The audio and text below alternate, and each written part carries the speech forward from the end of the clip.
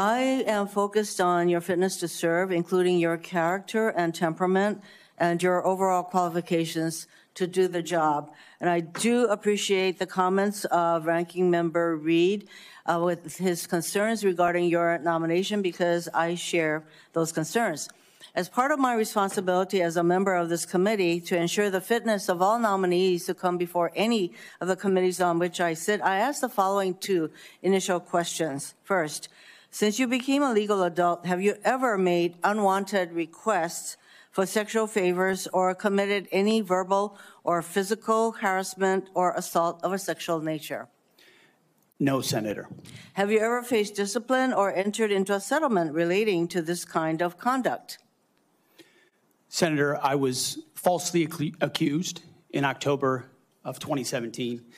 It was fully investigated, and I was completely cleared. I don't think completely cleared is accurate, but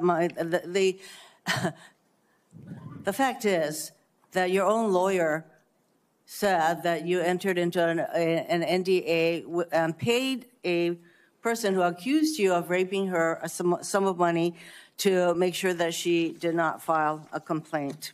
Moving on. As Secretary, you will be in charge of maintaining good order and discipline by enforcing the Uniform Code of Military Justice, UCMJ. In addition to the sexual assault allegations, and by the way, the answer to my second question should have been yes.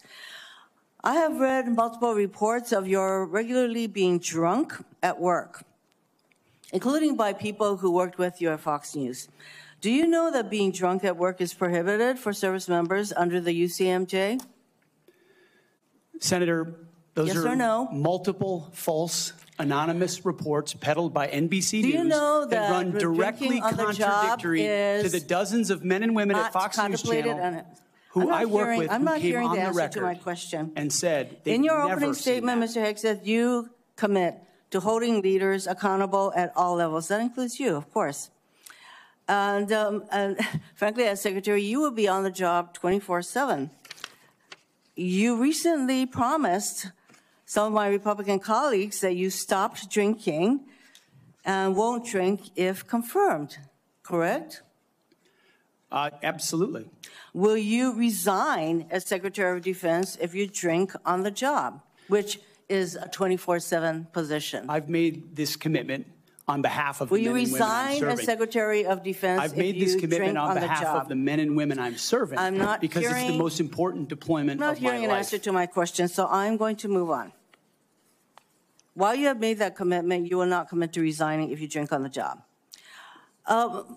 As Secretary of Defense, you will swear an oath to the Constitution and not an oath to any man, woman, or president, correct? Senator, on multiple occasions, including as a young second lieutenant, I have sworn an oath to the Constitution, yes. and I'm proud to do so. Yes, ma'am.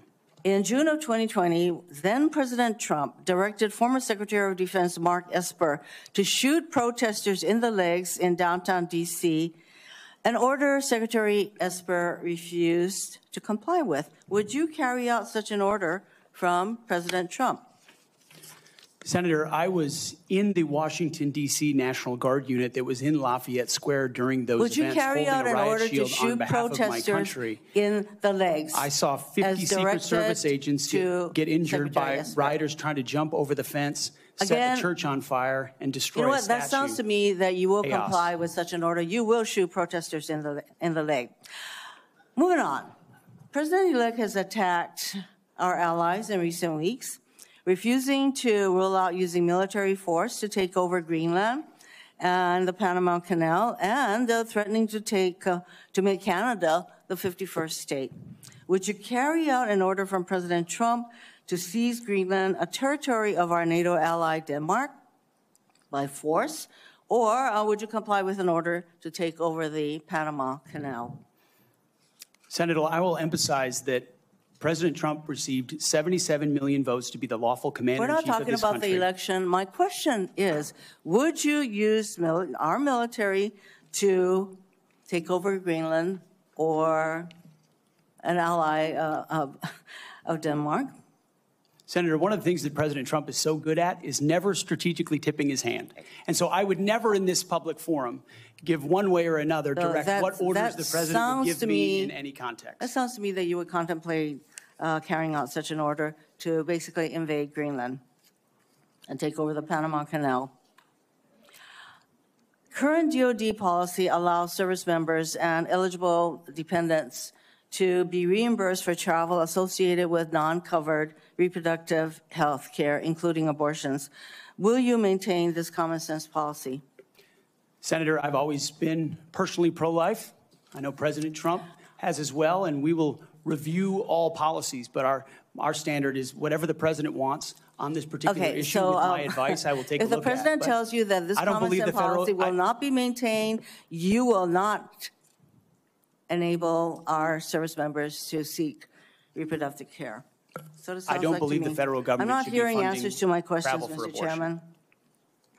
I just want to note that the other area that of serious concern to me is President Trump saying that he wants to use the military to help with mass deportations, which will cost billions of dollars. And what that will do to readiness is very, very concerning. Mr. Hexix, I have noticed a disturbing pattern. You previously have made a series of inflammatory statements about women in combat, LGBTQ service members, Muslim Americans, and Democrats. Since your nominations, however, you have walked those back on TV in interviews and most recently in your opening statements. You are no longer on Fox and Friends, Mr. Hexet. If confirmed, your words, actions, and decisions will have real impacts on national security and our service members' lives. There are close to 3 million personnel in the Department of Defense, $900 billion budget. I hardly think you are prepared to do the job.